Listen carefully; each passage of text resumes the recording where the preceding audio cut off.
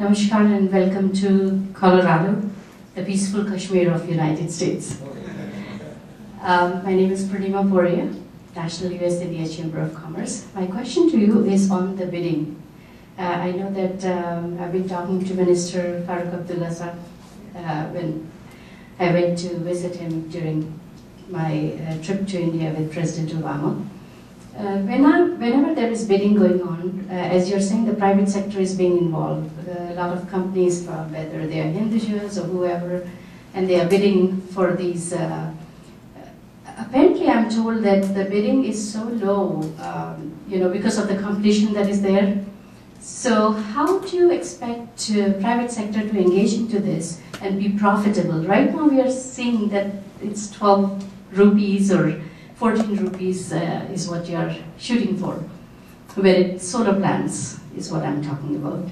So I'm thinking that if I'm a private sector, how do I make money? So maybe if you can enlighten us on that. And by the way, a comment, very good presentation. You really brought out a lot of things, the needs of India, and that really helps us a lot. I think all of you would agree with me. Thank you. Since I am not handling the renewable energy issues, Mr. Joint Secretary, Mr. Shekhar sir will be coming. He can answer that question. Thank you. Yeah, in the meantime, Mr. Prabir also. Purnima, I think that's an excellent question. As Ashok said, one of the other things we need to understand about India is the energy sector is divided into many segments. The Ministry of Power essentially handles generation, transmission, and distribution of power more in the traditional fossil fuel areas. The Farooq Abdullah you talked about handles Ministry of New and Renewable Energy, which is a completely separate cabinet ministry. But your point you made is still, the point you made is still very valid. That is 12 rupees, which you said for PV per kilowatt hour, is that valid? 12 rupees incidentally translates out to roughly about $2.80, $2.90 a watt. Actually, I think that amount is very, very valid in Indian conditions, because even today in the US, the current pricings are in the about $3.10, $3.20 range. And one of the things that's happening in India is in the solar sector, there are two parts, the panel side and the balance of system side. The panel side, the cost is about the same, but on the balance of system side, which incidentally is about 60% of the cost in the US, has got a huge labor content. And that labor content in India is about 1/5 or 1/6 of what we have to pay in the US. So the the balance of system side in India, where in US is about $1.60 a watt, in India that's about $1 a watt or lower. So the $2.80 or $12 is very, very valid. The issues around it, though, is the bankability issues about a lot of these companies who are coming up are completely new. So many of the commercial banks are very afraid to lend to this, and they are trying to charge very high rates. The interest rates in India are in the 9 to 14% range. And for the smaller players, that 14% interest rates is what kills it. So yes, there are issues to be with, and as Ashok pointed out, when Shashi comes, that's probably is a valid question to ask. Thank you. And also add supplement this. Now we are also thinking of permitting to use the systems developed under the Rajiv Gandhi Gramin Vidyut Yojana. See, that scheme tried to build up rural infrastructure, rural village infrastructure by providing connectivity to the villages. But unfortunately, even though the wires exist, sometimes we don't have energy to go through it. So there is a problem of energy deficit is there. And when the wires we're supposed to carry energy for 10 to 12 hours carries only half an hour power, there's a possibility of the wires getting stolen also. So now we are also trying to look at an alternative solution to that, of trying to get an entrepreneur to come and develop their own generation system and use our system which we have developed for distribution. So that means if your balance system also is taken care of.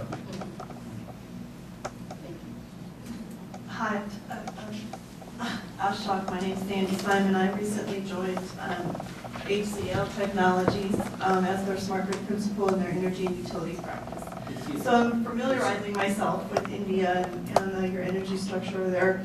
My question to you relates kind of to the last comment you made, and I'm sure several of us in this room as vendors and providers of this technology would be interested to understand a little bit more about the $12 billion that you mentioned that the ministries have made available. I'm curious, are those just for pilot type projects? Are you looking for hardened technology? Are those funds already allocated?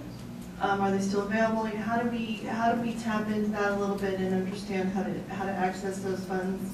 Do we need Indian partnerships, etc.? The $12 billion initiative which I talked to us about, the RAP-DRP program, which was launched in 2008, that has been bid out and various IT, because since it had a very heavy component of IT in that, the major IT players have taken up, we have actually taken out bids for almost all the states have been completed. And the bids have been given to the IT implementing agency, which are from SCL Infosystems systems are also part of it. They are better in some of the places. They are in turn taking up services of various other players, because GIS mapping is probably not a photo of one of the companies. Infosys is essentially a IT company which do not have much experience in the power sector. So when we went for the bidding in 2008, we had a lot of IT companies who are very good at the IT sector bidding for it and took the call. But now they are finding that they had to handle the power sector issues. So now, like GIS mapping is one major challenge which we are facing. After bidding out, we find that many of the companies are facing a lot of problem of GIS asset mapping and GIS customer mapping. GIS somehow is not much, handled much by the companies out there. So we, to answer your question, we have completely allocated the fund and given it. It's available with us for disbursement. And the first distribution center was opened on April 7th at Gujarat in Vadodara, where about 30-40 towns were integrated. So we plan to have a rollout of these distribution centers in the next couple of months, maybe 1 year, 1.5 years. On all the 1,400 towns will be linked onto the distribution centers of the respective states. But then there will be a lot of work still to be done in the SCADA area, in the asset mapping and the demand side management, the part B part of it. As I said, there is a part A and part B part of it. Part A is coming up in the next 2-3 months, but then a lot of work is to be done in the part B side also. That's available. To add to this, HCL is handling Rajasthan. HCL is handling the state of Rajasthan. Rajasthan. And most probably they end up with Haryana. I'll add, sir. SCL Infosys is handling Rajasthan, then Jharkhand and Himachal Pradesh. Yeah. 3 states. 3 states. That, And they may end up with SCL Haryana. Technology is handling Himachal Pradesh. So both the SCL Technology and Infosystem has. Do you have a list of states and companies? Yes. Okay, just can you read it out so that It is available. it's available. Which we are deciding.